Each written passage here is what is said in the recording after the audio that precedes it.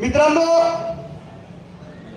मी एक घोषणा देणार आहे, त्या घोषणा तुम्हाला माझ्या मागे सांगायची आहे।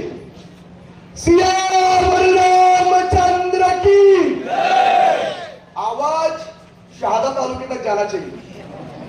सियावर रामचंद्र की पवन सुत हनुमान की उमापति महादेव की जय सिया राम। कोई मुसलमान बना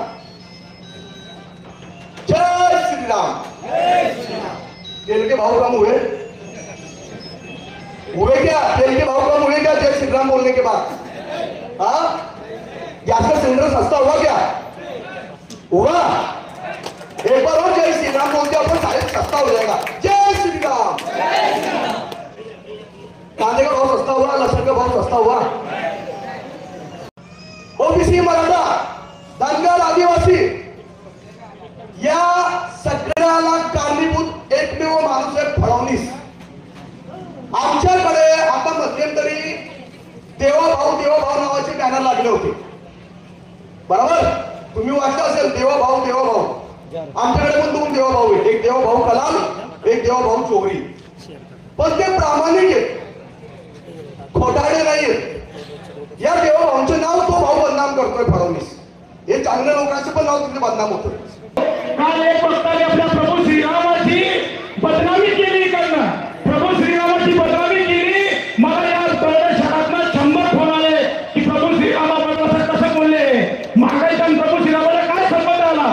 प्रभू श्रीरामाचं नाव घेणं तुमची अवकाश नाही। प्रभू श्रीरामाबद्दल तुमच्या चुकीचं बोलणं हे कधी सांगणार नाही।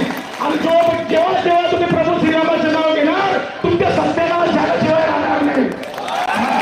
काय रे तो संदीप परदेशी?